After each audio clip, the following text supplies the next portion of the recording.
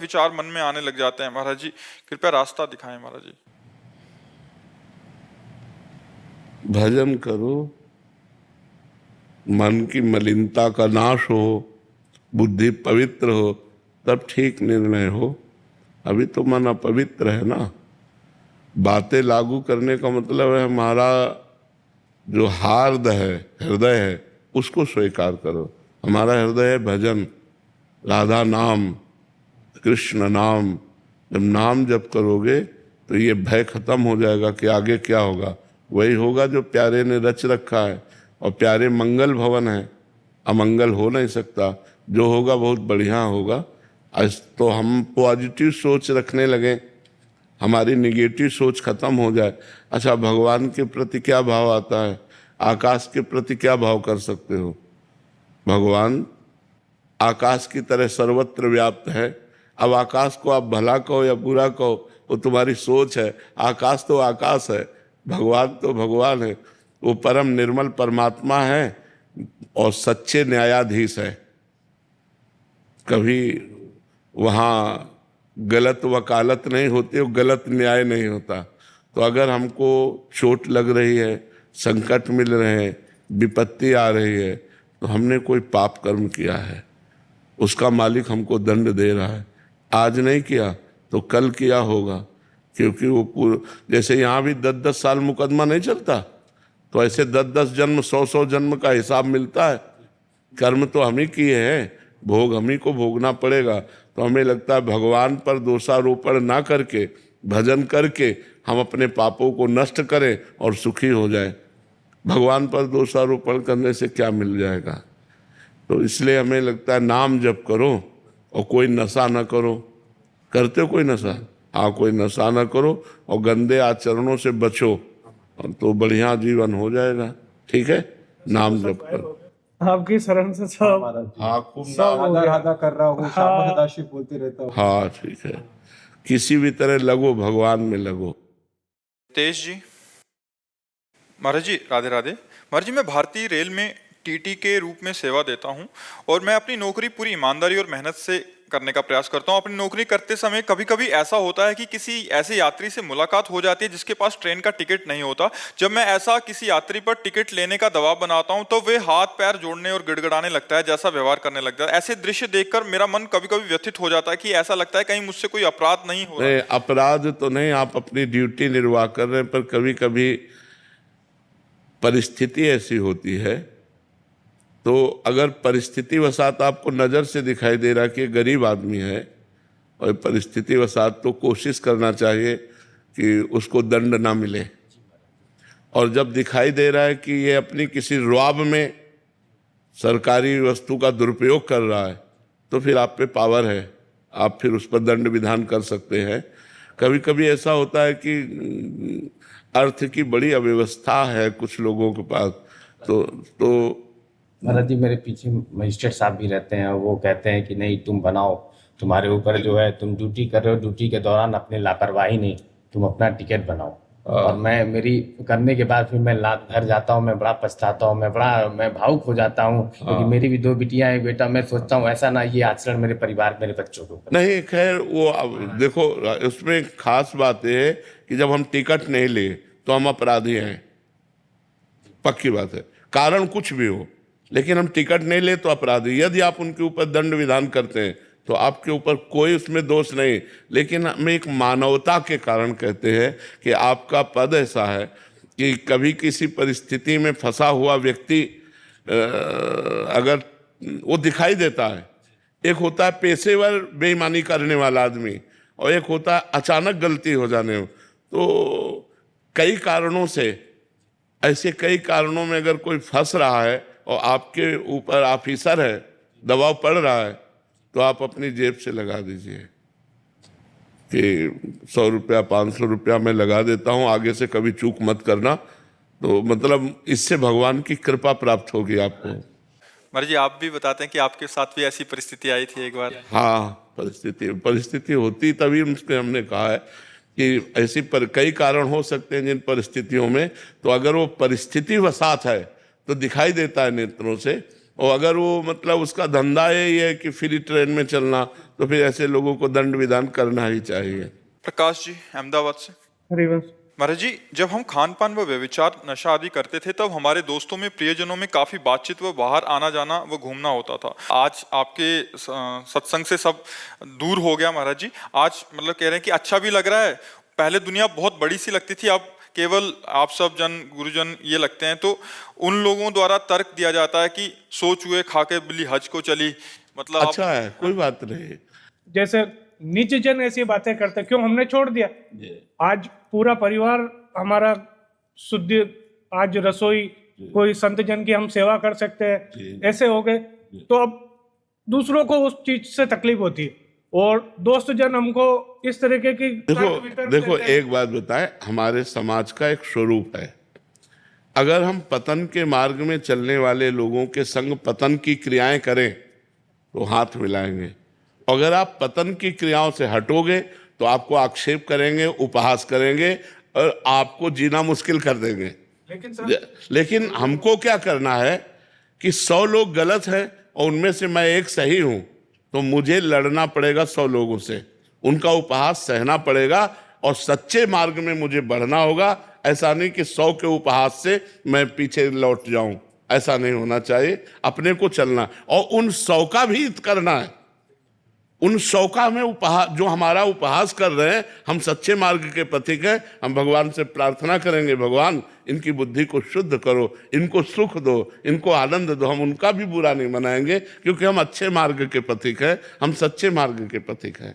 भगवान जो आना चाहते हैं आप हमारे साथ, आपके साथ जुड़ना चाहते हैं, उनके बीच में वो रोड़ा बन रहे हैं कि बैरिकेडिंग बन रहे हो। देखो, जो जुड़ना चाहते हैं उनके बीच में रोड़ा कोई बन ही नहीं सकता है। जो जुड़ना नहीं चाहते हैं उनको हम जोड़ नहीं सकते, और लेकिन जो जुड़ना चाहते हैं उनको कोई नहीं रोक सकता।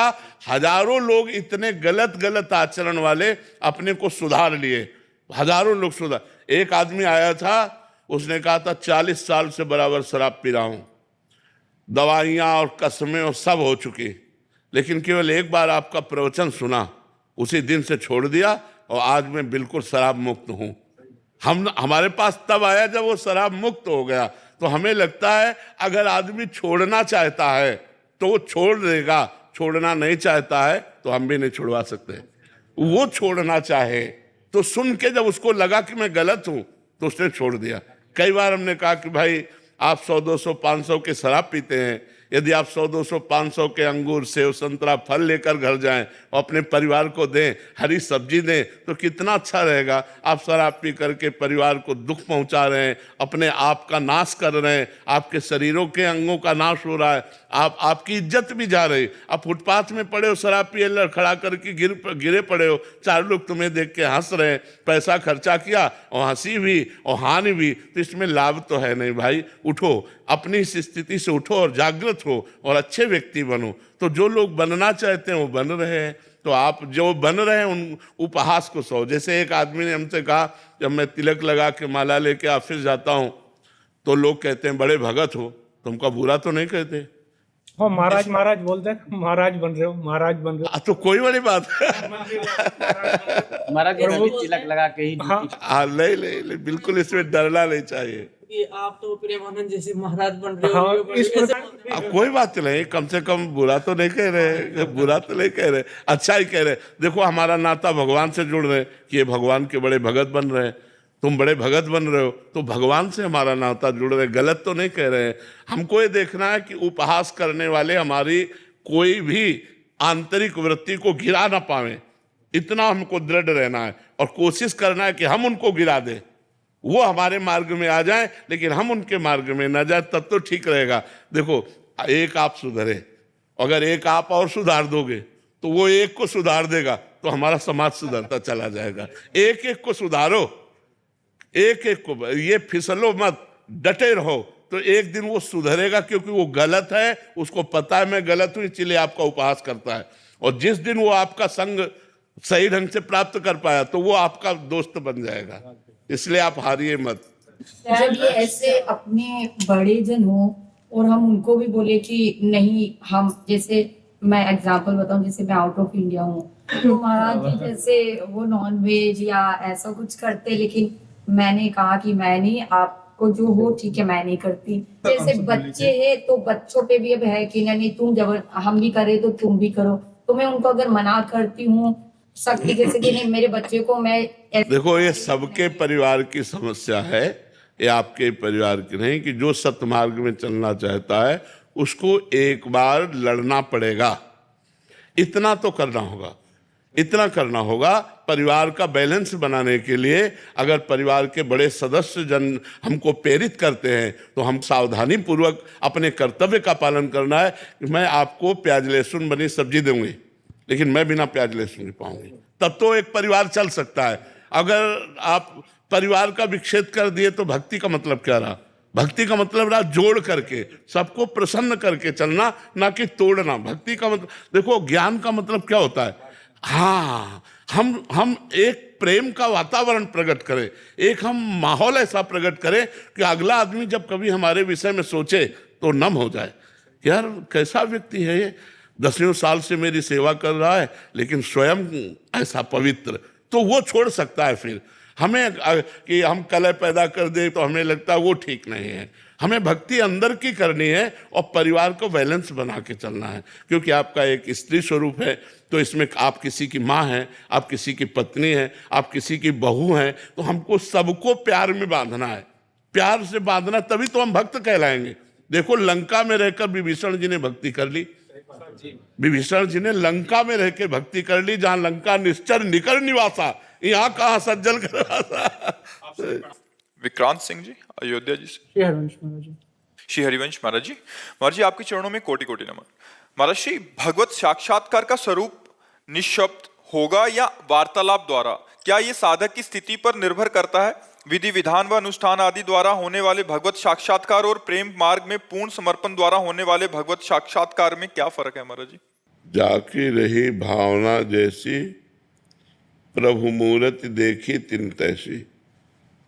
अगर हम भगवान के शांत रूप का केवल दर्शन चाहते हैं तो दर्शन, और भगवान से बात करना चाहते हैं तो भगवान से बात भी कर सकते हैं।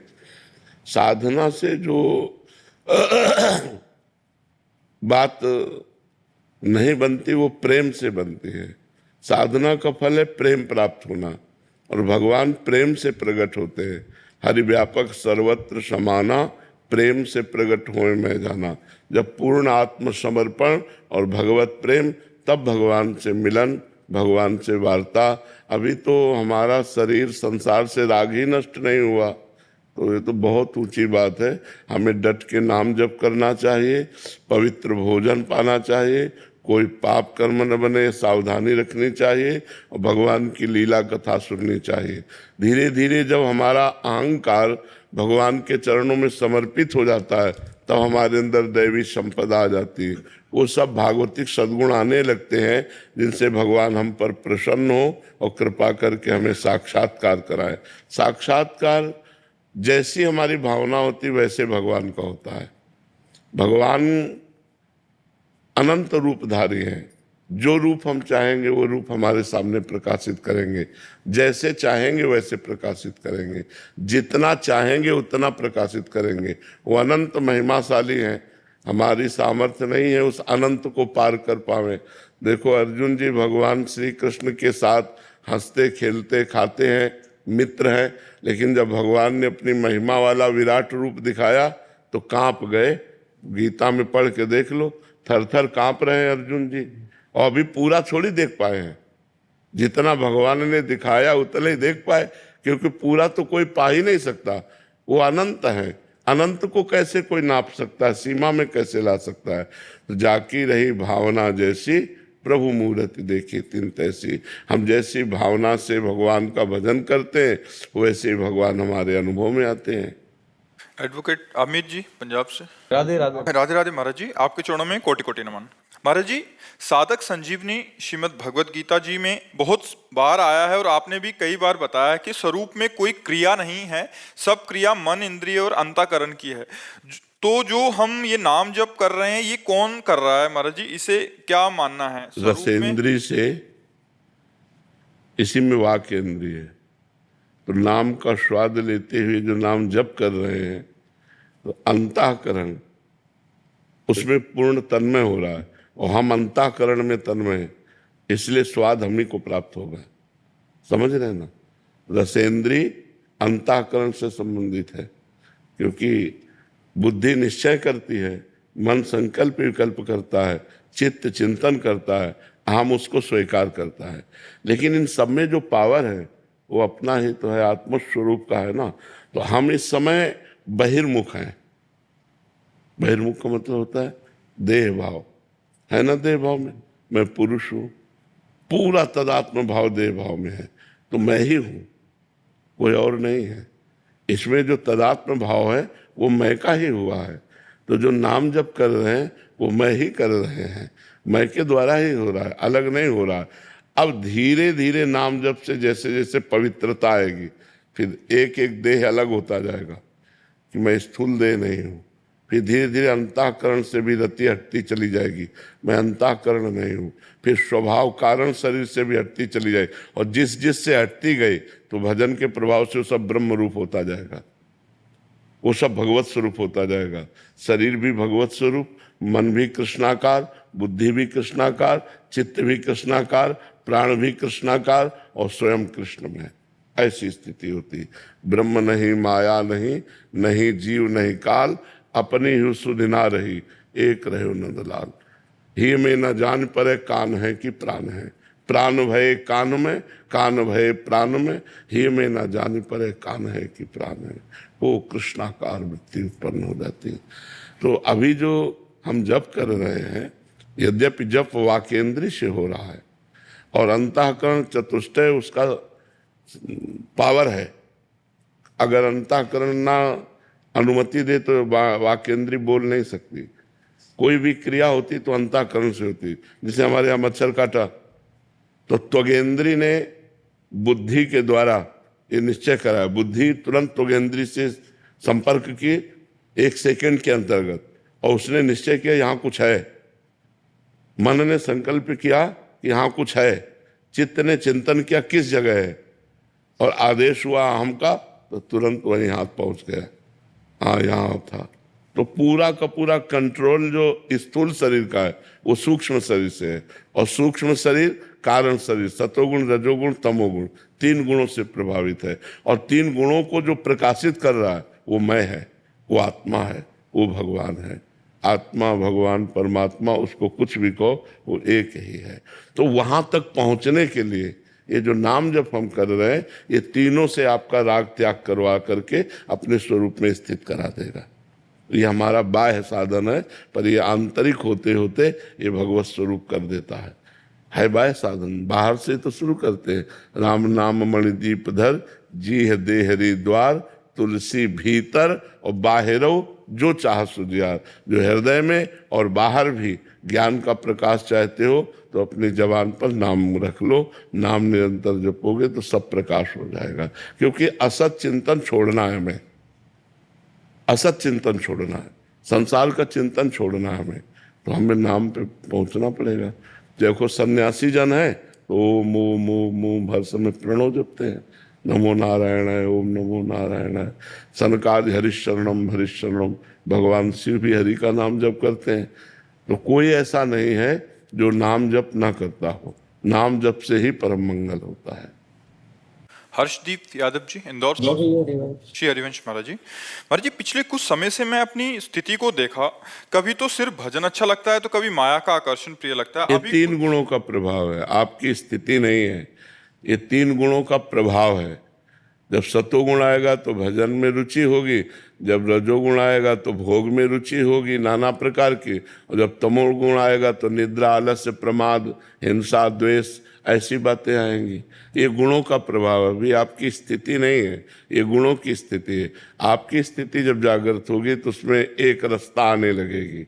अभी एक रास्ता थोड़ी है, जो रहे सदा ज्ञान एक रस, तो ईश्वर जीव भेद कहो कस। अभी जीवत्व में हो, त्रिगुण माया के अंतर्गत हो, इसीलिए खूब नाम जप करो, जबरदस्ती नाम जप करो। जब भोगों की इच्छा आवे रजोगुण तब नाम जप और बढ़ाओ, जब तमोगुण आवे तो कीर्तन करो, नाम कीर्तन करो।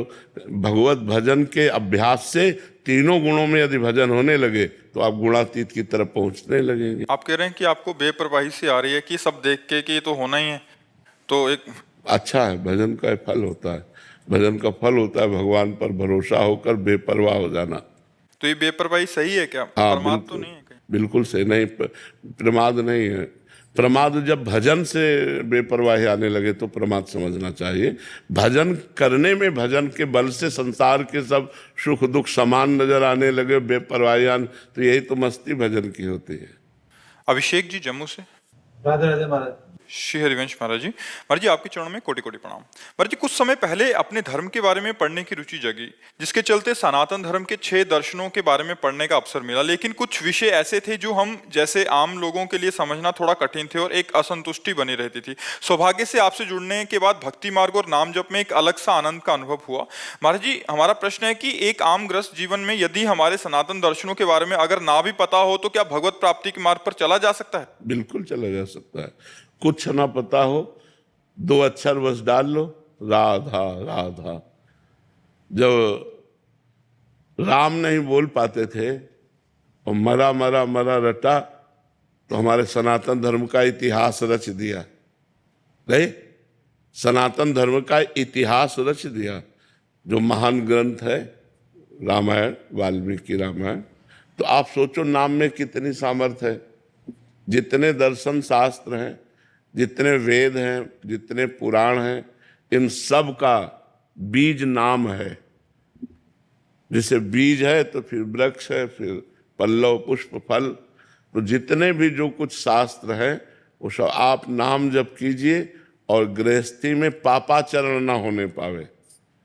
अपने धर्म से कमाइए, परिवार का पोषण कीजिए और नाम जप कीजिए, देखिए आपको भगवत प्राप्ति हो जाएगी।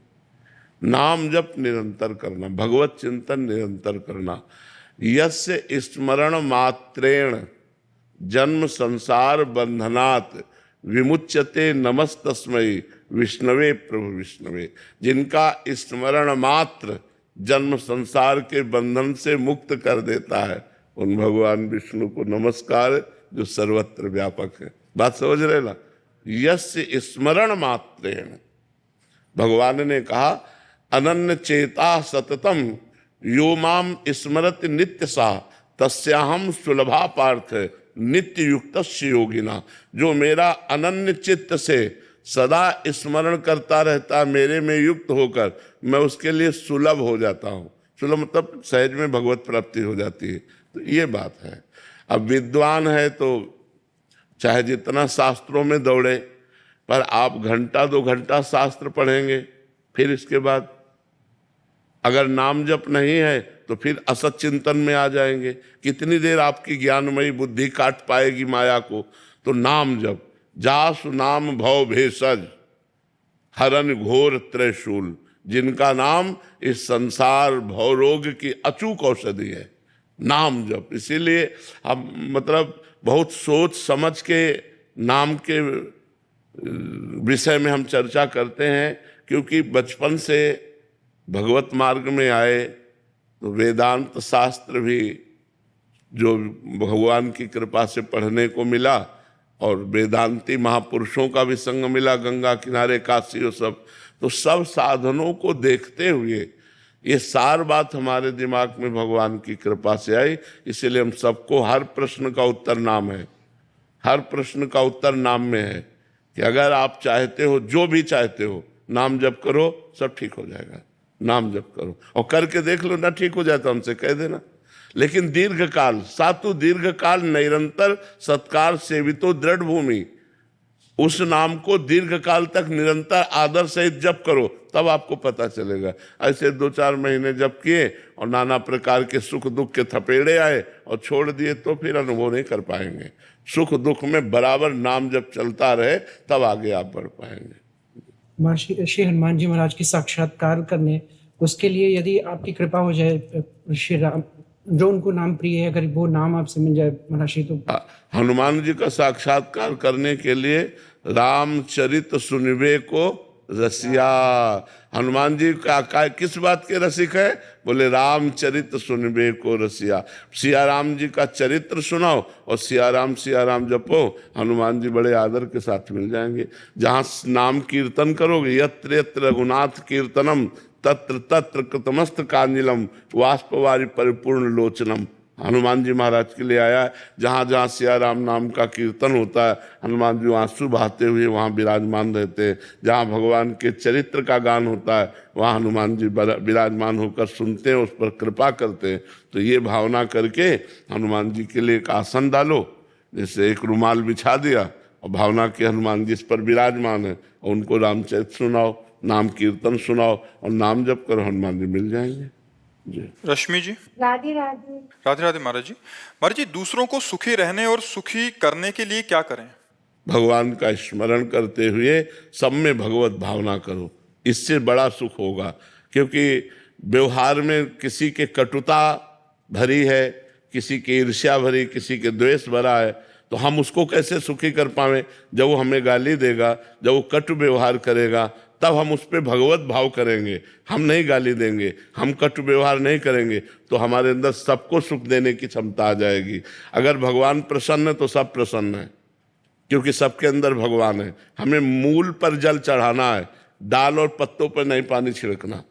मूल, अगर हमारे भगवान प्रसन्न है तो सब प्रसन्न है। मुझे भगवान को प्रसन्न करना चाहिए। हम किसी व्यक्ति को सदैव प्रसन्न नहीं रख सकते, ये लिख लो आप, चाहे जान निकाल के रख दो।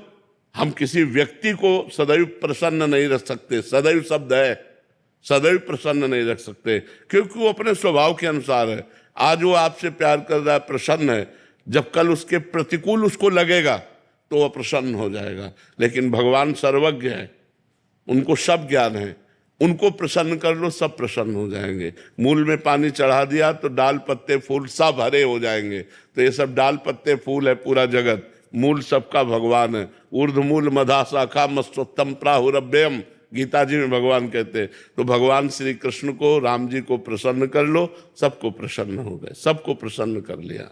गुरुजी, हम तो सांसारिक जीवन में पति है, बच्चे हैं, इन लॉज है, काफी लोग हैं परिवार में। तो अब सपोज कभी कुछ बोल दिए, गुस्सा कर दिए, तो क्या मैं सिर्फ राधा राधा राधा ही बोलती हूँ? बस कुछ रिएक्ट नहीं करूँ? बस नाम जप करते रहो और सब में भगवत भावना करो।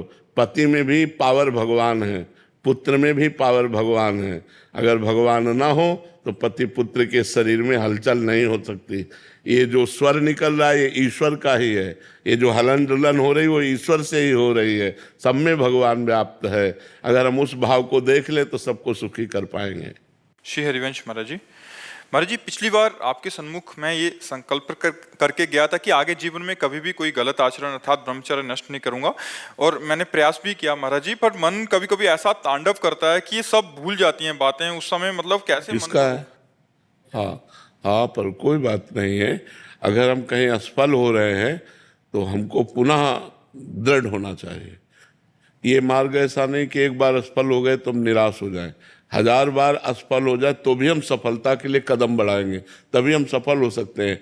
नहीं तो मन बहुत बलवान है। आप तो बच्चा हो, बड़े बड़े साधक, बड़े बड़े तपस्वी ऋषि मुनियों को इस मन ने घुटने टेकवा दिए हैं, घुटने टेकवा दिए, रोना पड़ा है, पतन करवा दिया है, गिरा दिया है। तो अभी तो तुम बच्चे हो, अभ्यास करते रहो, नाम जप करते रहो। अगर कोई चूक हो जाए तो पश्चाताप करो, फिर आगे बढ़ो कि आज से फिर संकल्प लेता हूँ, फिर चूक हो जाए फिर संकल्प लीजिए। कभी न कभी तो आप निकल ही जाएंगे ना। नाम जप कर रहे, इसमें निराश न हो कि अब यार क्या होगा, 50 बार फेल हो चुका तो क्या, नहीं, 1000 बार फेल हो जाऊंगा तो भी कदम रोकूंगा नहीं, तो पार हो जाओगे। इसमें हारना नहीं है।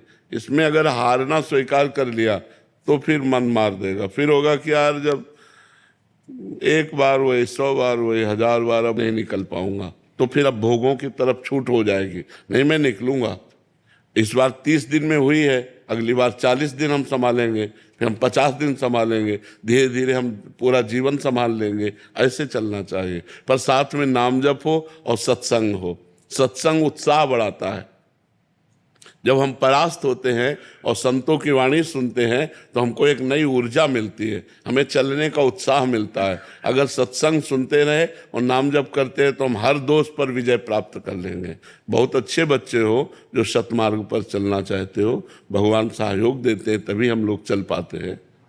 अनीता जी।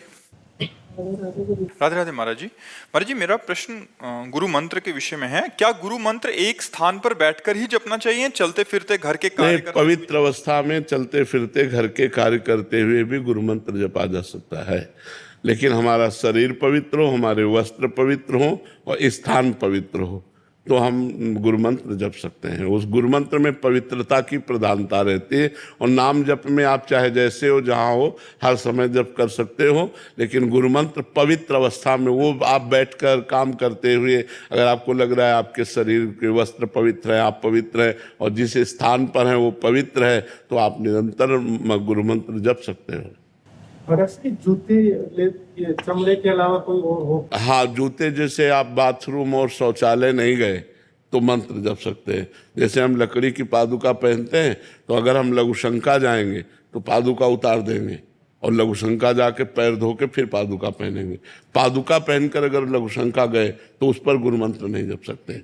तो ऐसे ही जैसे प्लास्टिक के जूते हैं या अन्य हैं, वो केवल चमड़े के नहीं होने चाहिए और आपने उनमें लघुशंका या शौच आदि नहीं हुई तो आप वो पहन करके जप सकते हैं। गुड्डे, पर जब बाथरूम से सब बाहर आते हैं, घर में घूमते हैं तो फिर क्या करें? नहीं, चूंकि पवित्र होके आए हैं ना, बाथरूम से निकलेंगे तो पवित्र हो गए। क्या है गुड्डे, बाकी के लोग घर में नहीं, अपने को, हमें बाकी से मतलब नहीं है, हमको अपनी पवित्रता से मतलब है। अब जैसे इतने लोगों में कौन कैसे पवित्रता का निर्वाह करता है, हमसे मतलब नहीं है, हमको अपनी पवित्रता से मतलब है। अगर हम पवित्र हैं, सब हमें छू रहे हैं तो कोई हमें परेशानी नहीं है। हम अपने को देखना है, सब में भगवान को देखना है। सब में अगर हम देखेंगे कि ये पवित्र है कि नहीं पवित्र है तो वो दोष आ जाएगा। सब में भगवान है, हमको पवित्र भाव से रहना है, दूसरा अपवित्र ये नहीं देखना है। सब में भगवान है, हमें ये देखना है। और देखो, पवित्रता के विषय में हम तुम्हें सही बात बताएं, केवल मन को समझाने के लिए है। यही मूत्राशय और मलाशय यही तो है ना, ऊपर से चमड़ी ढकी हुई है, बस यही सब भरा हुआ है। तो हमें लगता है कि ज़्यादा भगवान की तरफ ध्यान दे, क्योंकि ये शरीर कभी पवित्र हो ही नहीं सकता। एक रेशम की थैली में हम उदाहरण देते हैं, बड़ा रेशम पवित्र होता है और रेशम की थैली में शौच भर दो, लेटरिन भर दो, तो अगर आपको पता है तो आप उसे अपवित्र ही तो मानेंगे ना। तो यहाँ थैली में मलाई भरा है, नहीं भरा है, मतलब सबके भरा है कि नहीं। अब ऊपर से पानी डाल के नहा लिया, हम बोले पवित्र हो गए, और अंदर क्या थैली में भरा है? मल। तो वास्तविक पवित्रता है भगवान का स्मरण, भगवान का चिंतन। इसके ये साधारण पवित्रता इसलिए हम करते हैं कि हमारा मन भगवान में लग जाए, और जब मन लग गया तो इससे मतलब नहीं रहता है। तो सब में भगवत भावना करें, मन को भगवान में लगावे, उचित पवित्रता का निर्वाह करें। डॉक्टर हरपाल सिंह जी, उत्तराखंड से। राधे राधे महाराज जी। महाराज जी, मैं एक होम्योपैथिक चिकित्सक हूँ और पिछले 2 वर्षों से एकांतिक वार्तालाप नियमित सुनने का अभ्यास बनाया है। महाराज जी, क्या नाम जप की शक्ति से आनुवांशिक व जन्म से पीड़ित गंभीर रोगों जो कि एक पीढ़ी से दूसरी पीढ़ी में जाते हैं, उनके प्रभाव को रोका या कम किया जा सकता है? ये प्रारब्ध भोग है, इसे भोगना पड़ता है। नहीं तो इस शरीर को भी वंशानुगत रोग है, जो पॉलिसिस्ट किडनी वो रोग है, उसी रोग से प्रभावित हो करके डायलिसिस और क्या क्या सब हो रहा है। तो जो प्रारब्ध भोग है उसे रोका नहीं जा सकता, उसे सहने की सामर्थ्य मिल सकती है। तो नाम जप आपको सहने की सामर्थ्य देगा, नाम जप आपको प्रसन्न रखेगा, नाम जप आपके शरीर की आसक्ति का नाश कर देगा, नाम जप आवागमन का नाश कर देगा, भगवत प्राप्ति करा देगा। पर प्रारब्ध भोग भोगना पड़ेगा। अवश्य में भोक्तव्यम कृतम कर्म शुभाशुभम। यदि लिखा है कि आपको 10 वर्ष की अवस्था में टांग टूटेगी तो आप नाम जप करो, टांग टूटेगी, लेकिन टूटेगी, आप धैर्यवान रहेंगे, वो फिर जुड़ेगी, आपका काम चलेगा। लेकिन नाम जप के द्वारा उसको नष्ट नहीं किया जा सकता।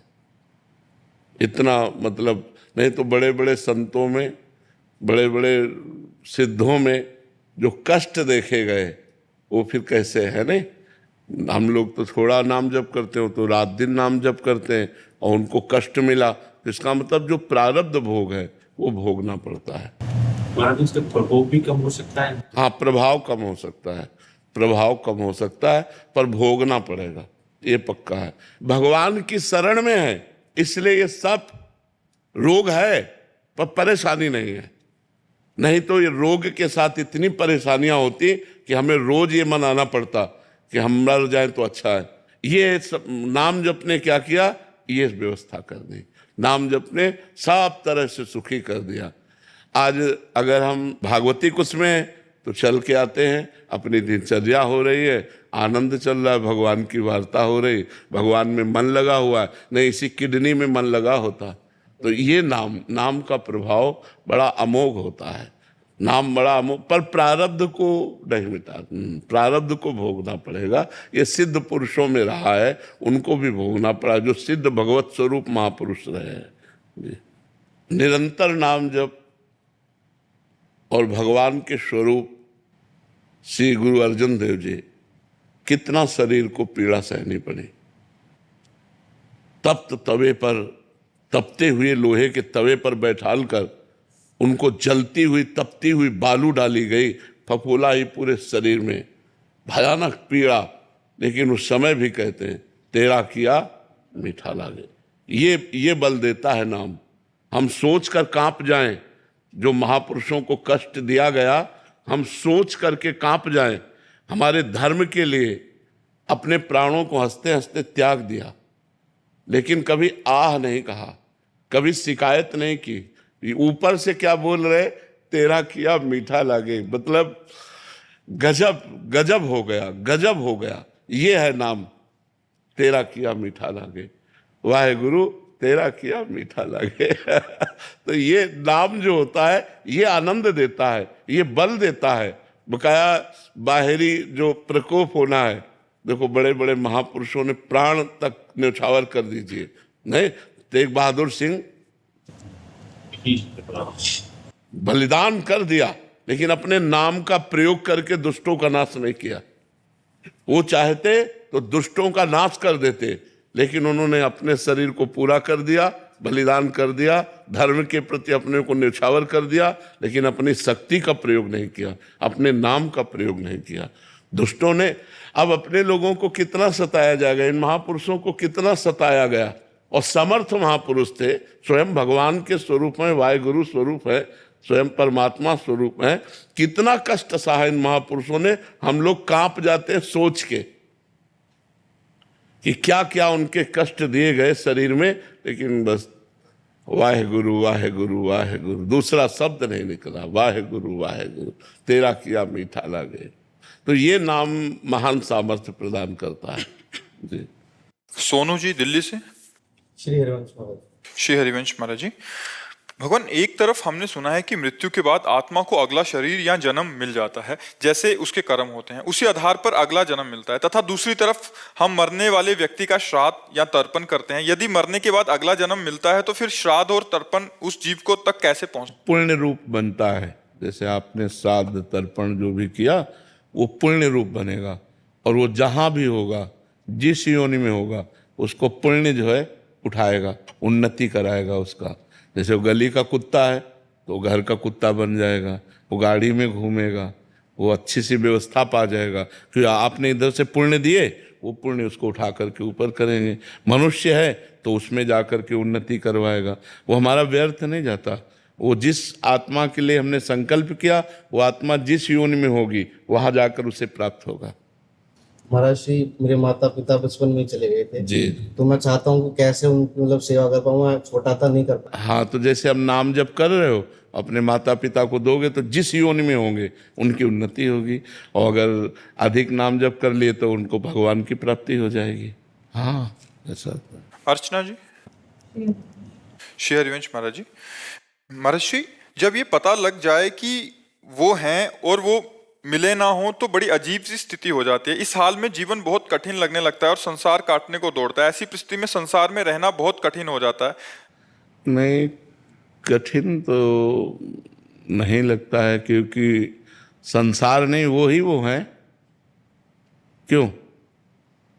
अगर वो का तात्पर्य परमात्मा से है तो वो हैं, और कौन है? हम जिससे बात कर रहे हैं उसी से तो कर रहे हैं, हम जिससे मिल रहे हैं उसी से तो मिल रहे हैं। सब में उसी का रूप समाया, कौन है अपना कौन पराया। सब में वही विराजमान है। गोरे उसके, काले उसके, पूरब पश्चिम वाले उसके, सब में उसी का नूर समाया, कौन है अपना कौन पराया। अगर हम उससे प्यार करते हैं तो हम सबसे प्यार करते हैं, क्योंकि सब में मेरा प्रभु विराजमान है। सिय राम मैं सब जग जानी, करो प्रणाम जोर जुग पानी। ये प्रारंभिक स्थिति होती है कि ये सब माया है, लेकिन जहाँ माया वहाँ है भी तो है। बोले ये माया है तो है परमात्मा है स्वरूप परमात्मा है। तो बोले ये ब्रह्म नहीं है, वहाँ भी तो है। ये ब्रह्म नहीं है, ये माया है, तो दोनों जगह है ना। वो है जो हमारा प्यारा है, जहाँ कहा जा रहा है नहीं है, वहाँ भी है, क्योंकि है परमात्मा। जो है स्वरूप है वो परमात्मा है।